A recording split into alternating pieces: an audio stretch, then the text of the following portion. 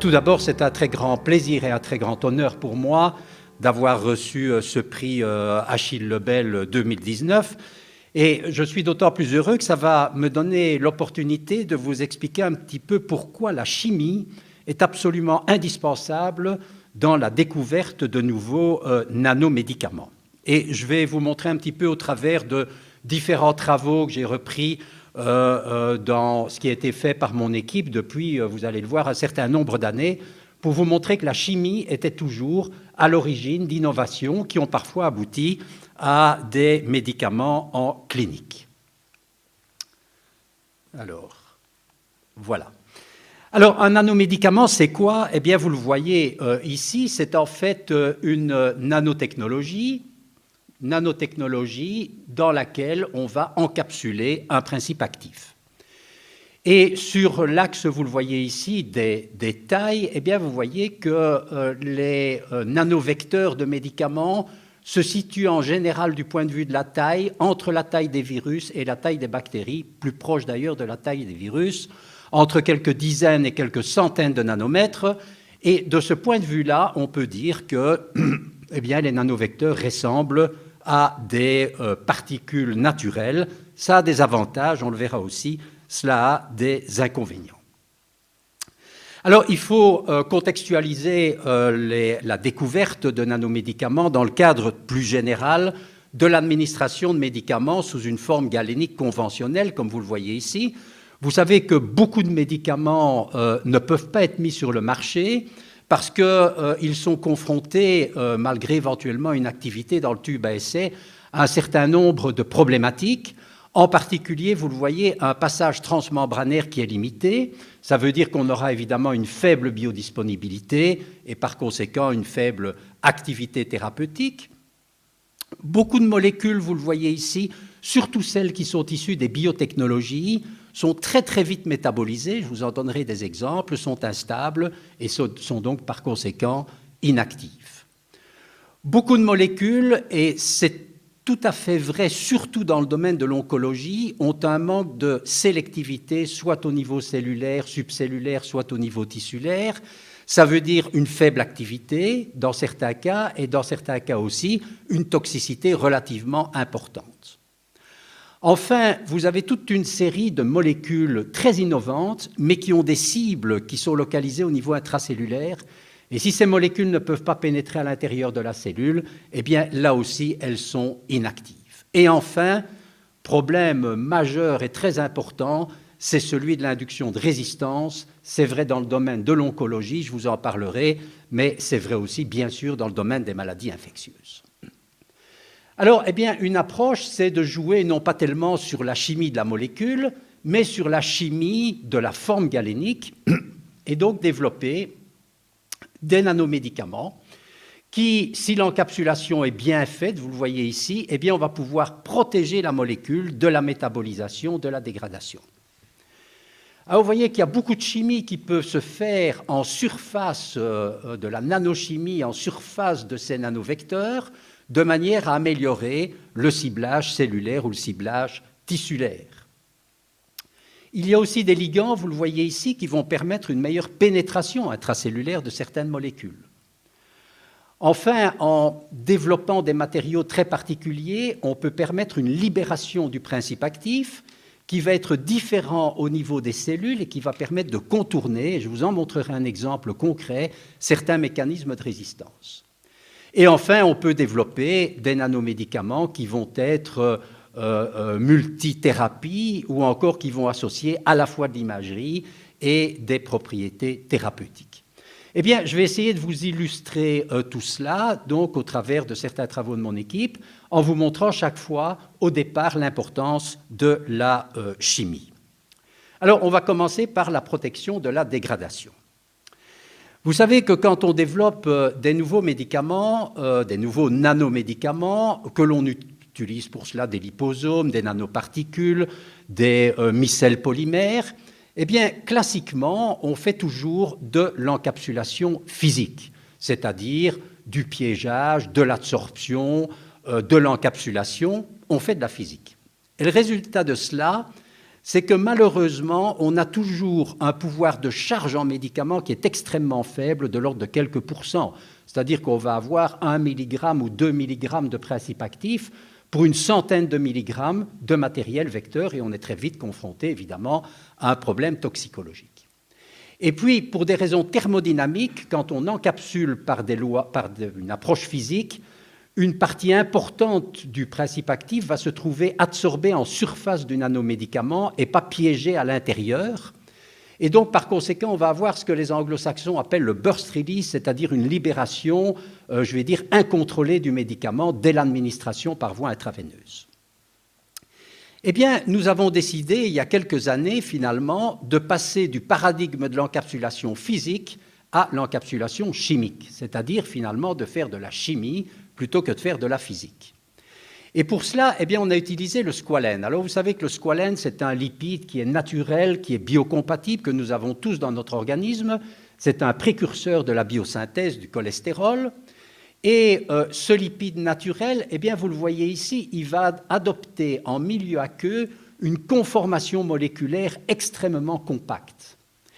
Et en fait, on a tiré parti de cette conformation moléculaire compacte, vous le voyez, pour lier chimiquement toute une série de principes actifs à cette molécule de squalène qui va servir de transporteur.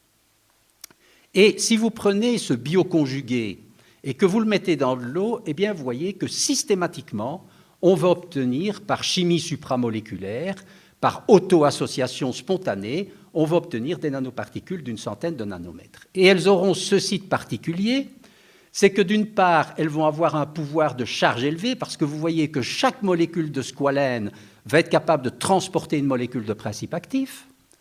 On n'aura pas cette libération incontrôlée, ce burst release du médicament, puisqu'on a une liaison chimique entre le principe actif et le squalène qui est le transporteur.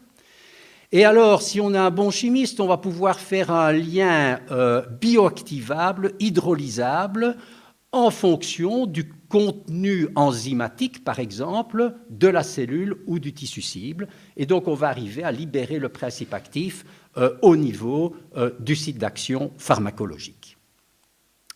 Alors, je vous disais qu'on peut protéger un principe actif de la dégradation, et je vais vous donner un exemple avec l'adénosine.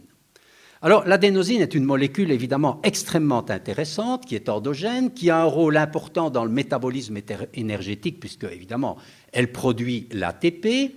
C'est un neuromodulateur, et cette molécule devrait être efficace dans de très, très nombreuses maladies neurologiques, y compris, vous le voyez ici, l'ischémie cérébrale.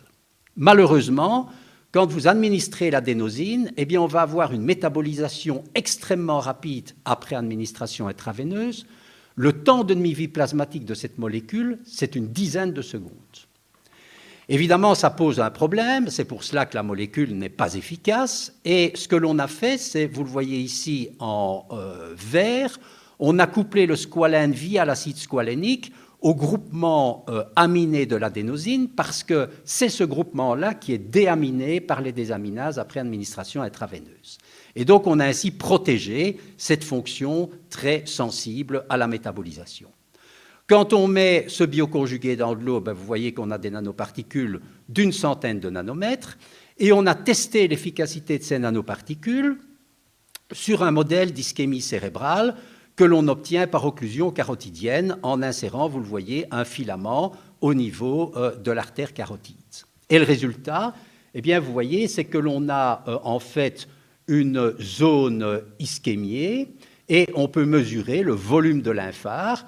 Vous voyez que si on administre ici de l'adénosine sous forme libre, parce que la molécule est dégradée extrêmement rapidement, vous voyez qu'on ne va pas diminuer le volume de l'infarct par rapport aux animaux traités par un placebo. Mais si on administre les nanoparticules d'adénosine squalène, soit avant ischémie, soit post-ischémie, après l'ischémie, soit même après 24 heures d'occlusion permanente, eh bien, vous voyez qu'on va avoir un effet de neuroprotection qui est très spectaculaire avec une diminution du volume de l'infarct. Alors, pourquoi et comment est-ce que ça se passe ? Eh bien, en réalité, on a d'abord pensé que ces nanoparticules, parce que le squalène est lipophile, passaient la barrière hémato-encéphalique et délivraient l'adénosine au niveau du cerveau. Eh bien, il n'en est rien, parce qu'on a fait toute une série d'études de biodistribution, et on a vu que ces nanoparticules ne passaient absolument pas à travers la barrière hémato-encéphalique, mais qu'au contraire, elles avaient un temps de circulation plasmatique prolongé, comme vous le voyez ici, et qu'elles représentaient réellement un réservoir d'adénosine au niveau du compartiment sanguin. Et qu'est-ce qui se passe? Eh bien, l'adénosine, vous le voyez ici, va être libérée petit à petit sous forme intacte. Et vous savez qu'il y a des récepteurs de l'adénosine, en particulier les récepteurs A2B, qui se situent le long de l'endothélium vasculaire, c'est-à-dire de la paroi des vaisseaux, au niveau de la microcirculation cérébrale. Et le résultat, c'est que quand on active ces récepteurs, on a un phénomène de vasodilatation de la microcirculation cérébrale, et ceci va entraîner une diminution du nombre de capillaires ischémiés. Alors, vous le voyez très très bien ici. Ici, c'est une biopsie, vous le voyez, de la microcirculation cérébrale d'animaux qui n'ont pas été traités.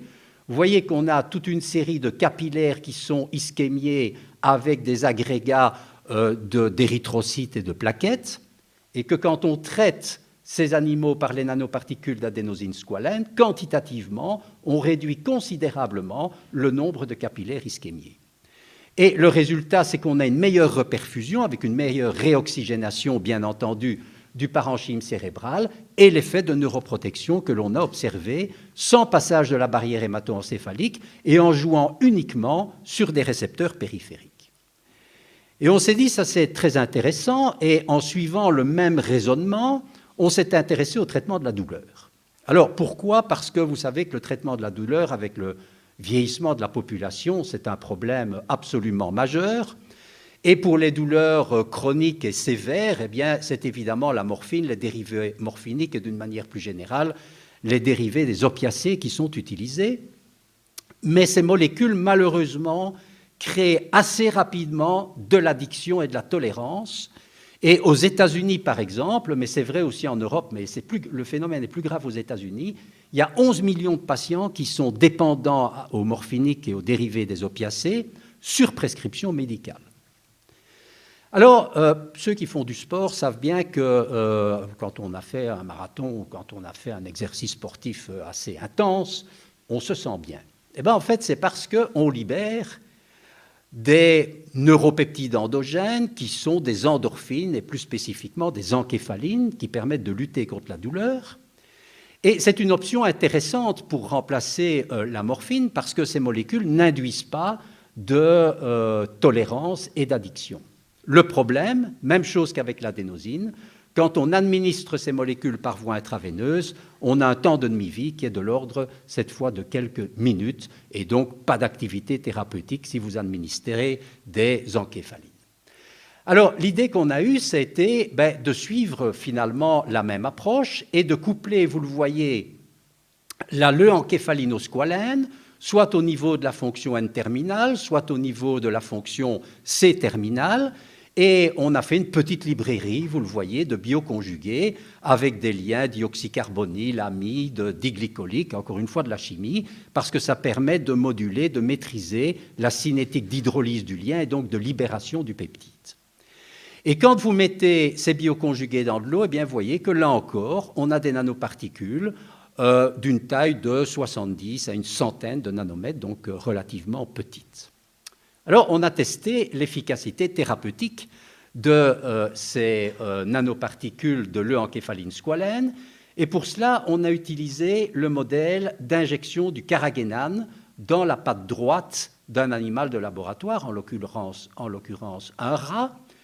Et vous voyez qu'après 3 heures, on va avoir une réaction inflammatoire très sévère, avec évidemment associée à un épisode douloureux.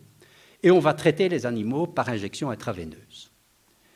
Alors, on va mesurer l'effet antidouleur en utilisant un test connu qui est un test classique de Hargreaves et qui consiste en fait, vous le voyez ici, à illuminer avec un rayon laser la patte droite, donc où il y a l'inflammation de la souris, et en mesurant la latence du retrait de la patte.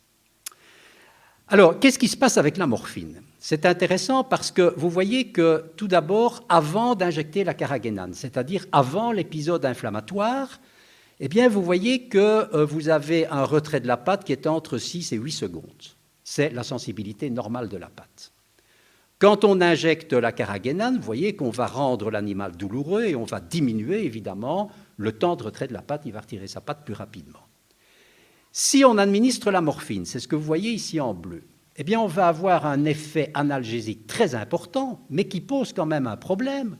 C'est que vous voyez, le retrait de la patte va être aux environs de 13 à 14 secondes, très au-dessus d'une sensibilité normale. Et c'est ça qui provoque de l'hyperalgésie quand on répète évidemment les administrations. Et l'effet diminue très vite. Alors, si on utilise, avant de traiter à la morphine, la naloxone, qui est un antagoniste parce qu'il va prendre la place de la morphine sur les récepteurs opiacés mu au niveau du cerveau, au niveau cérébral, eh bien, vous voyez que là, on va totalement inhiber, bloquer l'action antidouleur de la morphine. Et ce que nous avons fait, c'est d'utiliser la naloxone méthiodite, qui est aussi un antagoniste, mais qui ne passe pas la barrière hémato-encéphalique et qui ne peut donc jouer le rôle d'antagoniste que sur les récepteurs périphériques. Et vous voyez que dans ce cas-là, il n'y a pas d'effet en termes d'inhibition de l'effet antinociceptif de la morphine. Et ceci est la démonstration claire, mais c'était connu, que la morphine agit par un effet analgésique central, et c'est ça qui induit l'addiction et la tolérance. Alors, qu'est-ce qui se passe avec les nanoparticules de l'encéphaline squalène, quel que soit le linker, on a le même résultat avec tous les dérivés. Eh bien, première chose, vous voyez qu'on a un effet antidouleur qui dure plus longtemps qu'avec la morphine et qui est du même niveau, vous le voyez, qu'une patte sans réaction inflammatoire, qu'une patte normale. Donc, on n'a pas ce phénomène d'hyperalgésie. Si on administre en noir la leuencéphaline sous forme libre, on n'a pas d'effet antidouleur. Et si on injecte maintenant la naloxone méthiodite qui ne passe pas la barrière hémato-encéphalique, avant de traiter par les nanoparticules, eh bien, vous voyez que contrairement à la morphine, on abolit complètement l'effet antidouleur de ces nanoparticules. Et ça vous montre bien qu'on a une activité antidouleur qui n'est plus centrale au niveau cérébral, mais qui est périphérique au niveau, je dirais, de la douleur locale. Alors, comment est-ce que ça se passe ? En fait, on a marqué ces nanoparticules de l'encéphaline squalène avec un fluorophore rouge. Et vous voyez qu'après administration intraveineuse, la patte droite est la patte où vous avez la zone douloureuse inflammée, la patte gauche est tout à fait normale, et vous voyez que sur le long terme, on a un ciblage absolument parfait, vous avez un grossissement ici de la zone inflammatoire, alors que la patte gauche qui est prise comme témoin, il n'y a absolument pas de nanoparticules qui y arrivent. Alors comment est-ce qu'on peut expliquer ça ? Eh bien, en fait, parce que quand vous avez une réaction inflammatoire, vous avez arrivée de macrophages, libération de cytokines, et vous voyez que l'endothélium vasculaire, c'est-à-dire la paroi des vaisseaux, devient beaucoup plus perméable, et ça permet aux nanoparticules ici en bleu de faire de l'extravasation sélective par un effet que les anglo-saxons appellent l'effet EPR pour Enhanced Permeability and Retention Effect. Donc, on a vraiment une sélectivité d'action au niveau de la zone périphérique. Maintenant, si on étudie la biodistribution au niveau des autres organes et qu'on se concentre, vous le voyez, au niveau du cerveau, eh bien, vous voyez que ces nanoparticules ne vont absolument pas se localiser au niveau cérébral, au niveau des structures cérébrales. Et c'est la raison pour laquelle on va avoir un effet antidouleur, mais sans addiction, sans tolérance, comme c'est le cas avec la morphine, parce qu'on joue encore une fois sur des récepteurs qui sont périphériques. Je voudrais vous illustrer maintenant, avec une autre technologie qui est déjà ancienne, comment on est arrivé à contourner des résistances. Alors, vous voyez que ça, c'est un travail relativement ancien et qui est basé sur la découverte des premières nanoparticules biodégradables à base d'un polymère biodégradable qui sont les polyalkyl cyanoacrylates. Alors, à l'époque, je peux vous dire qu'on connaissait très très mal ces polymères. C'était les chirurgiens, en fait, qui utilisaient le monomère dont vous avez la structure ici. Et c'est un collègue chirurgien à l'hôpital Saint-Luc qui m'avait dit, voilà, j'ai une colle chirurgicale. Quand on administre ça aux patients, comme suture, ça disparaît après à peu près 3 semaines. Regarde ce que tu peux faire avec ça pour en faire éventuellement des nanoparticules. Et on a montré qu'en fait, ce monomère cyanoacrylique va polymériser par attaque nucléophile en milieu aqueux. Et donc, on peut faire, et à l'époque, c'était quand même assez original, de la polymérisation anionique en milieu aqueux et pas en milieu organique, ce qui, dans le domaine pharmaceutique, est très important parce que vous savez que quand on fait de la polymérisation en milieu anionique, surtout avec des nanotechnologies, on a toujours des traces de solvants et c'est très très difficile à éliminer. Donc vous le voyez, on a obtenu ce polymère de polyalkylcyanoacrylate et par différentes méthodes de polymérisation, on a réalisé soit des nanosphères, vous voyez un système matriciel, soit par polymérisation interfaciale, vous voyez qu'on a fait des nanocapsules, un système réservoir. Mais tous ces systèmes-là, quand on les administre par voie intraveineuse, eh bien, vous voyez qu'il y a en rouge un phénomène d'opsonisation, c'est-à-dire que l'organisme va reconnaître ces nanoparticules comme du non-soi et va mettre finalement à la surface de ces nanoparticules une signature moléculaire du non-soi. Et après injection intraveineuse, eh bien, au niveau du foie, vous voyez très bien ici sur cette autoradiographie les deux magnifiques lobes hépatiques, vous avez des cellules qu'on appelle les cellules de Kupfer, qui ont des récepteurs qui vont reconnaître ces opsonines, et c'est pour ça que les particules, quelles qu'elles soient, vont se concentrer au niveau hépatique. Alors on s'est dit, on va essayer de traiter une pathologie hépatique qui est quand même extrêmement grave, c'est l'hépatocarcinome, qui est dit multidrug résistant, donc qui exprime le phénotype MDR. Alors, ce phénotype, c'est tout simplement la localisation, vous le voyez ici, de protéines des flux, comme la PGP, la MRP, il y a d'autres familles de protéines des flux, qui vont en fait effluer l'anticancéreux, par exemple la doxorubicine, de la membrane cellulaire ou de l'intérieur de la cellule vers l'extérieur de la cellule. C'est un mécanisme de détoxification qu'utilise finalement la cellule pour se débarrasser de l'anticancéreux. Et la cellule, ça marche assez bien parce qu'on a fait une expérience ici, on a pris un carcinome hépatocellulaire humain, donc qui venait d'un patient, on a incubé avec des concentrations croissantes de doxorubicine, et vous voyez ici que en fait, les cellules, eh bien, elles restent viables, elles ne meurent pas. Aucune action de l'anticancéreux. Et l'idée qu'on a eue, c'est finalement de rendre la doxorubicine invisible de la P-glycoprotéine en l'encapsulant dans ces nanoparticules biodégradables de polyalkylcyanoacrylate. Et en fait, ça a marché parce que vous voyez que quand on incube ces nanoparticules de doxorubicine à des concentrations croissantes, eh bien, vous voyez que là, on va restaurer la sensibilité des cellules tumorales à la chimiothérapie. Et on a confirmé tout cela in vivo sur des souris transgéniques qui vont développer un hépatocarcinome. Et vous voyez très clairement qu'on a une apoptose des cellules tumorales par comptage histologique ou analyse tunnel, beaucoup plus importante qu'après administration de la doxorubicine sous forme libre. Alors, évidemment, on ne pouvait pas aller plus loin au niveau d'un laboratoire universitaire. On a créé une société qui s'appelle BioAlliance, qui maintenant s'appelle Onxeo. Bon, il y a eu des fusions, etc., peu importe, mais qui est entrée en bourse en 2005. Et vous voyez ici le résultat de la phase 2. Après 18 mois après le traitement, après que les patients aient été traités par ces nanoparticules biodégradables de polyalkylcyanoacrylate chargées en doxorubicine, le nom de la spécialité, c'est le Livatac, eh bien, vous voyez qu'à peu près 90% des patients survivaient, alors que le bras contrôle, c'est-à-dire le traitement consensus à l'époque, c'était la chimioembolisation et il n'y avait que 54% des patients qui survivaient. Et donc, ça nous a permis de faire une phase 3 qui était en fait un essai multicentrique dans 40 hôpitaux dans différents continents, en Asie, aux États-Unis, en Europe, bien entendu. Et très vite, le Livatac a obtenu le statut dit de fast track par la FDA, c'est-à-dire une mise sur le marché plus rapide, la possibilité de mettre plus rapidement sur le marché. Et tous les 6 mois, vous savez, dans ce cas-là, il y a des réunions d'un comité indépendant et on a constaté que l'administration de ces nanoparticules avait une excellente tolérance avec des patients qui avaient même été traités pendant une année avec des chimiothérapies régulières sans aucun problème de toxicité, notamment cardiaque de la doxorubicine. Malheureusement, en fin d'études, vous voyez, ça c'est un problème, c'est que c'est la start-up qui a continué à faire les essais cliniques, qui n'a pas voulu s'associer à une big pharma, et ça je pense que c'est une grave erreur. Et en fait, entre-temps, le bras contrôle n'était plus la chimioembolisation, mais une multithérapie assez agressive, à l'aide de 3, voire parfois plus d'anticancéreux, l'oxaliplatine, la gemcitabine et les inhibiteurs de tyrosine kinase. Et à la fin de l'essai, on a vu que les patients qui avaient été traités par les nanoparticules avaient une courbe de survie qui était exactement superposable au traitement par la multithérapie.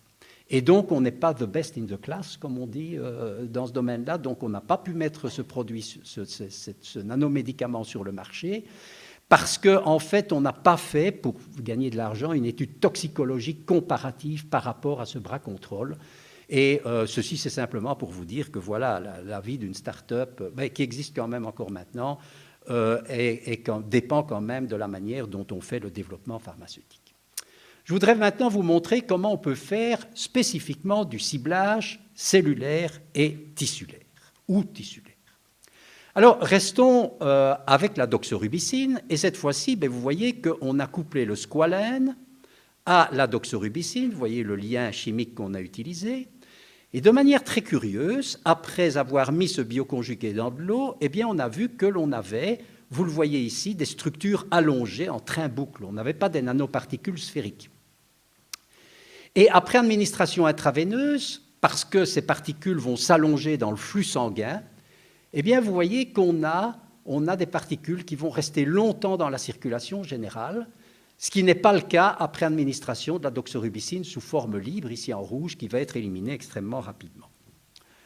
Alors, en fait, on va observer aussi une modification totale de la biodistribution de l'anticancéreux. D'une part, administré sous forme de nanoparticules de doxorubicine squalénée, on va avoir une réduction considérable, pratiquement une absence de doxorubicine au niveau du tissu cardiaque, qui est le tissu cible, vous le savez, de la toxicité de la doxorubicine. Et inversement, après 24 heures, on va avoir une augmentation des concentrations au niveau des tumeurs. Et ceci va signer une activité anticancéreuse augmentée et une toxicité réduite. Alors, activité anticancéreuse augmentée, on a utilisé deux modèles, un modèle pancréatique humain MIAPACA et un adénocarcinome pulmonaire chez la souris. Vous voyez que quand on traite en rouge avec la doxorubicine sous forme libre et qu'on regarde la croissance tumorale, on a là à nouveau une résistance au traitement puisqu'on a à peu près la même évolution. Il n'y a pas d'inhibition tumorale par rapport en noir aux animaux non traités. Et après traitement en vert par les nanoparticules de doxorubicine squalène, vous voyez qu'on va totalement inhiber la croissance tumorale.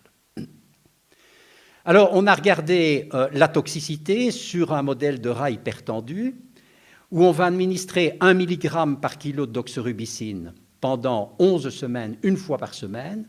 Et vous voyez qu'avec la doxorubicine sous forme libre, en fin d'expérience, pour les rats qui ont survécu, qui ne sont pas morts d'un infarctus du myocarde, vous voyez qu'on a une histologie absolument anormale avec une vacuolisation des cardiomyocytes et surtout, vous le voyez, une augmentation considérable de la troponine, qui est un marqueur évidemment de la souffrance cardiomyocytaire. Et inversement, vous voyez qu'après administration de la doxorubicine sous forme de nanoparticules squalénées, à la même dose et au double de la dose, on a des taux de troponine tout à fait normaux et on a une histologie qui est tout à fait comparable à celle des animaux non traités. Alors, pour vous montrer que cette squalénisation est une plateforme qui est tout à fait agile et flexible et générique, on a fait la même chose avec un autre anticancéreux majeur, qui est la gemcitabine, que vous voyez ici en rouge, qu'on a couplé au squalène. Et vous voyez que là, on obtient encore une fois des nanoparticules, mais sous forme sphérique, simplement en rajoutant cette molécule dans de l'eau. Mais en regardant en cryothème, vous voyez qu'on a une organisation supramoléculaire avec la présence de colonnes, de colonnades, si on peut dire. Et par analyse structurale, en particulier par diffraction rayons X aux petits angles et par modélisation moléculaire, en fait, ces colonnes correspondent à des phases hexagonales inverses. Donc, il y a vraiment une auto-organisation au sein de la particule. Et vous voyez qu'on a traité ici une leucémie qui a été greffée par voie sous-cutanée. Vous voyez qu'avec les nanoparticules, la tumeur a totalement disparu. Ce n'est pas le cas avec la gemcitabine sous forme libre. Vous voyez très bien la tumeur nécrosée aussi, ici, qui est à peu près de la même taille que les animaux contrôle non traités. Alors là aussi, comment ça se passe d'un point de vue mécanistique ? C'est ça qui est intéressant en recherche, c'est qu'on a parfois des surprises totalement inattendues. On a pris ces nanoparticules, on les a mélangées avec du sang humain qui venait de l'hôpital, avec en particulier des patients hypercholestérolémiques. Et on a constaté que ces nanoparticules se dégradaient immédiatement. Elles sont très peu stables et elles libèrent... Alors, on aurait pu s'arrêter là, dire ça ne marche pas. Ben, pas du tout. Elles libèrent le bioconjugué de gemcitabine squalène. Et je vous l'ai dit, le squalène est le précurseur de la biosynthèse du cholestérol. Et donc, ce bioconjugué va s'insérer très rapidement dans les LDL, qui sont les lipoprotéines transporteuses du cholestérol, parce que le bioconjugué va avoir une forte affinité pour les LDL. Et vous savez que les cellules tumorales ont des récepteurs au LDL parce qu'elles ont besoin de lipides pour finalement faire de la membrane et se multiplier. Et donc, par ce biais-là, elles vont capter ce bioconjugué qui est transporté par les LDL.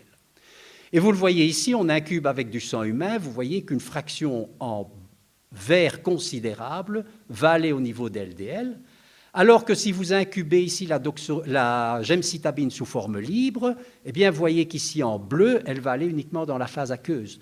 Donc vous voyez qu'au niveau sanguin, on a complètement modifié la distribution du produit. Et on a observé la même chose in vivo, sauf que les transporteurs de cholestérol in vivo, ce ne sont pas les LDL, il y en a très très peu chez les rongeurs, mais ce sont les HDL. Et vous voyez qu'après avoir marqué ce bioconjugué, séparé les VLDL, les LDL, les HDL et la fraction non lipoprotéique, eh bien vous voyez qu'on a une concentration importante au niveau des HDL. Et si on mesure en bleu le cholestérol, eh bien vous voyez qu'on a effectivement ces lipoprotéines transporteuses de cholestérol qui vont capter ces bioconjugués de gemcitabine squalène. Et on a vu que c'était le cas pour beaucoup de molécules squalénées, dont par exemple ici l'adénosine squalène, dont on a parlé tout à l'heure, la doxorubicine squalène, c'est le cas aussi. Et donc finalement, et c'est un concept tout à fait original en termes de vectorisation des médicaments, mais finalement, sans le savoir, on a utilisé les LDL ou les HDL, les lipoprotéines transporteuses de cholestérol naturelles, pour faire de la vectorisation indirecte via les cellules cancéreuses. Alors maintenant, je vais terminer par deux exemples pour vous montrer qu'on peut aussi faire des nanoparticules multimédicaments ou associant de l'imagerie et un principe actif, c'est-à-dire des nanoparticules multifonctionnelles. Alors, ça, c'est une publication très récente, enfin, c'est un travail très récent que nous avons réalisé avec des nanoparticules multimédicaments pour traiter le choc septique et en particulier l'inflammation paradoxale. Et vous savez que l'inflammation paradoxale, notamment au niveau pulmonaire, au niveau rénal et au niveau hépatique, c'est évidemment un effet collatéral extrêmement important de l'infection par SARS-CoV-2, le Covid-19, pour les patients, évidemment, qui évoluent vers une forme sévère de la maladie. Alors, en fait, il faut savoir que cette réaction inflammatoire incontrôlée paradoxale commence, en fait, par une activation des lymphocytes et des neutrophiles qui vont transmigrer au niveau des tissus, notamment pulmonaires, qui vont libérer des chymokines, des cytokines, etc., qui vont créer la tempête cytokinique, et ceci va être associé avec un stress oxydant, avec des dommages tissulaires, et ce qui est très embêtant, c'est qu'en fait ce stress oxydant va activer l'inflammation. C'est vraiment un cercle vicieux inflammation-stress-oxydant. Et on a décidé de couper ce cercle vicieux, tout simplement en reparlant de notre adénosine squalène, qui, l'adénosine, va taper sur les récepteurs A2A qui désactivent l'inflammation, et on a associé le tocophérol, la vitamine E, qu'on a solubilisé au sein de la particule, parce que la vitamine E a un effet antioxydant. Et vous voyez qu'on a des nanoparticules d'à peu près 60 nanomètres, avec une très belle homogénéité de taille.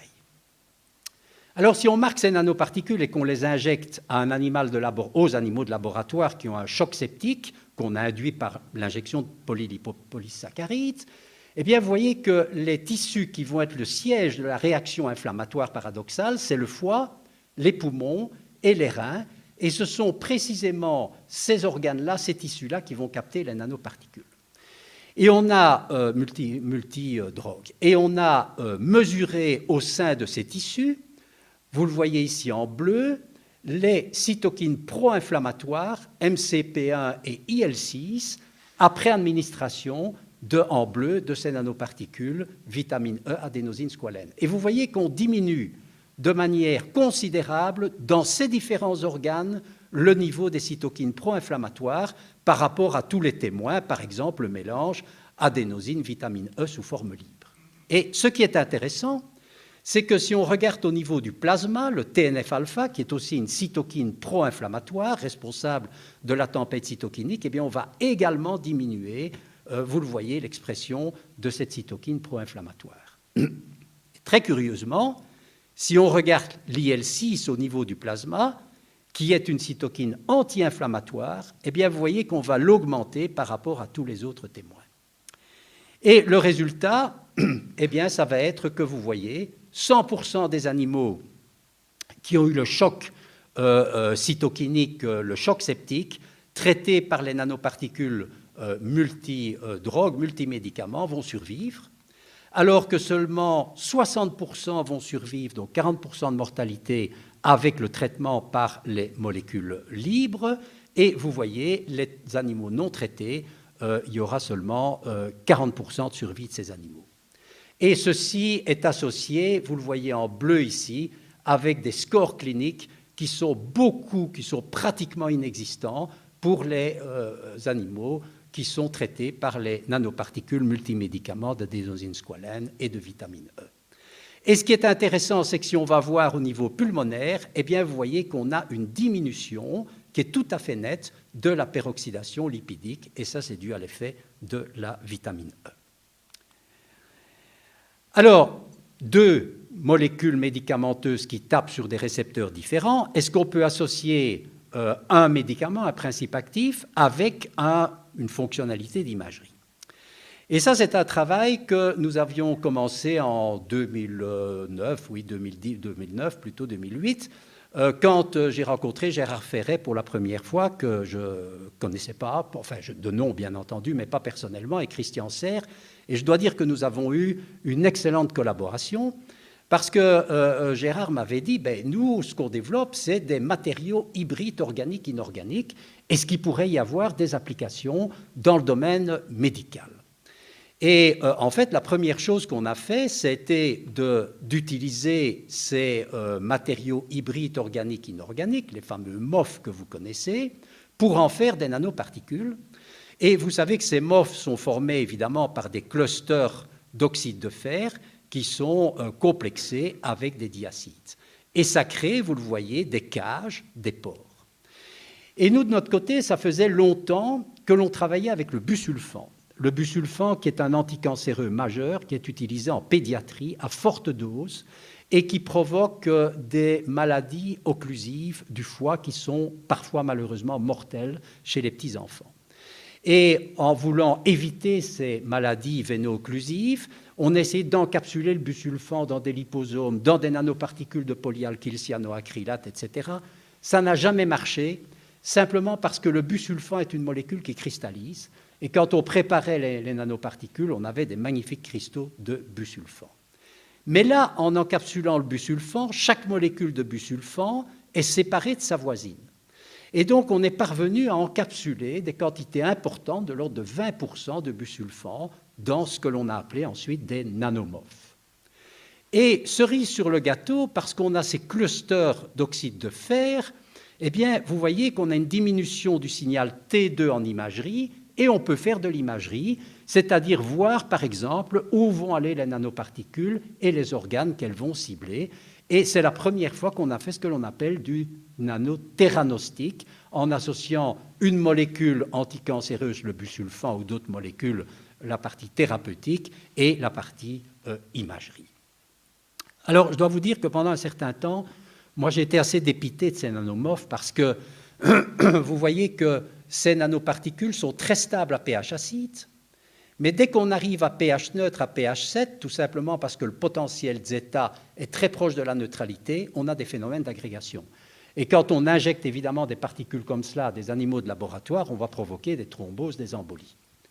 Et vous le voyez ici, si on prend ces nanomorphes et qu'on les incube avec du sérum, eh bien vous voyez qu'on a des agrégats. Et là aussi, on a eu un peu de chance, et notre postdoc, Teresa Yarza, avait été déjeuner, et en revenant du déjeuner, elle a vu que finalement, les agrégats avaient disparu. Donc on s'est dit, on va quand même injecter cette affaire-là, et voir un peu ce que ça donne. Et vous voyez que très vite, et c'est tout à fait logique, on a vu que ces nanomorphes se concentraient au niveau des poumons à cause des agrégats. On revoit très bien en bleu, là, le fer au niveau des alvéoles pulmonaires en histologie. Mais vous voyez que très vite, eh bien, les agrégats se désagrègent. On a vu qu'il y avait une réaction inflammatoire pulmonaire, mais qui était tout à fait réversible. Et donc, on a finalement, de par la pH sensibilité des nanomorphes, on a un accès à une navette finalement pour cibler les poumons. Et donc, on a encapsulé là-dedans, dans ces nanomorphes, de la gemcitabine monophosphate. Et vous voyez en bleu qu'on a concentré cet anticancéreux de manière considérable par rapport aux produits libres au niveau du tissu pulmonaire. Et sur un modèle de métastase pulmonaire, le Lewis-Lung carcinome, eh bien, on a vu qu'en fait, on diminuait de manière considérable le nombre de métastases pulmonaires avec les nanomorphes qui vectorisent la gemcitabine monophosphate par rapport ici à l'administration de la gemcitabine monophosphate sous forme libre. Et j'en arrive à ma conclusion et aux défis futurs dans le domaine de la nanomédecine. Alors, je ne peux pas terminer cet exposé sans vous parler du formidable succès des vaccins ARN messagers et vous dire, parce qu'on l'oublie souvent, que sans chimie, nous n'aurions probablement pas de vaccin ARN contre le Covid. Ça ne se dit jamais. Alors, pour deux raisons. D'abord, parce que vous savez qu'il y a une chimie de l'ARN messager, en particulier une méthylation pour le rendre plus stable, mais que l'ARN messager serait totalement inactif si on l'administrait tel quel, sous forme nue. Il doit être encapsulé dans des nanoparticules lipidiques, et là aussi la chimie joue un rôle considérable. Ces nanoparticules lipidiques doivent utiliser des lipides qui sont ionisables à pH acide pour permettre le transfert de l'ARN messager des endosomes cellulaires après capture par les cellules immunocompétentes vers le cytoplasme où, évidemment, l'ARN peut être traduit en protéines spike. Donc, un formidable succès d'un nano-vaccin, si je puis dire, grâce à la chimie. Alors, autre défi futur, c'est de développer des nanovecteurs avec des taux de charge élevés en médicaments et une libération contrôlée par la cellule ou le tissu cible, avec le squalène, par exemple, en fonction d'une présence d'une enzyme très particulière. Alors, la nanomédecine utilise souvent, je vous en ai parlé, l'effet EPR, Enhanced Permeability and Retention Effect. Le problème, c'est que dans le domaine, il y a des médicaments, des nanomédicaments sur le marché, le problème, c'est que en fonction du patient et de la tumeur, et parfois pour une même tumeur en fonction du patient, eh bien, on peut avoir un effet EPR et donc une activité anticancéreuse efficace du nanomédicament, et dans d'autres cas, on n'a pas d'effet EPR. Donc, vous voyez que ça, c'est une difficulté. Autre défi futur important, c'est d'utiliser des nanotechnologies pour contourner les mécanismes de résistance au traitement. Je vous ai donné deux exemples dans le domaine du cancer. Il y a des exemples aussi pour le traitement de maladies infectieuses résistantes intracellulaires, voire des maladies du système nerveux central comme la dépression, puisque vous savez que 15% des patients déprimés sont résistants à tous les antidépresseurs qu'on peut leur administrer, quel que soit leur mode d'action. Alors, il est important de développer des nanoparticules multifonctionnelles pour le theranostic. En particulier, je vous parlais de ce fameux effet EPR qui existe ou qui n'existe pas chez le patient, pour voir où vont les nanoparticules. Si elles vont dans la tumeur, eh bien on traite. Si elles ne vont pas dans la tumeur, on ne traite pas. C'est ce que l'on appelle une forme de médecine personnalisée. Et enfin, et là aussi il y a beaucoup de chimie à faire, c'est concevoir, et de physique, c'est concevoir des nanomédicaments qui sont sensibles à des stimuli endogènes ou exogènes. Alors, je voudrais terminer en remerciant toutes les personnes de mon groupe qui ont collaboré aux quelques exemples que je vous ai donnés. Alors, je vais citer d'abord les chimistes, Didier Desmaël, qui est un chimiste organicien, et Cinda Lepêtre aussi, qui ont beaucoup travaillé sur les liens qu'il y a entre le squalène et le principe actif. Nicolas Julien, qui est un polymériste et qui a fait beaucoup de constructions en surface des nanoparticules, dont je ne vous ai pas tellement parlé. Alors, il y a importance quand même de la pluridisciplinarité. Il y a des pharmacologues, Simon Amura, qui est maître de conférence, qui est une une oncologue, Mariana Varna ici, qui est une spécialiste des maladies cardiovasculaires dont je ne vous ai pas parlé non plus. Et puis les collaborations externes, en particulier deux, Barbara Stella, qui a fait sa thèse dans mon laboratoire, qui est retournée à l'université de Turin, mais qui a toujours continué à collaborer sur la doxorubicine squalène, parce qu'en fait, c'est elle qui a commencé à travailler sur ce sujet-là quand elle était en thèse. Et puis le groupe de Turcay d'Alcara à CETP University, qui est et à Oxford, au MIT aussi, qui est un spécialiste, je dirais, de l'ischémie cérébrale et qui a mis à notre disposition le modèle d'insertion du filament dans la carotide. Et je vous remercie pour votre attention.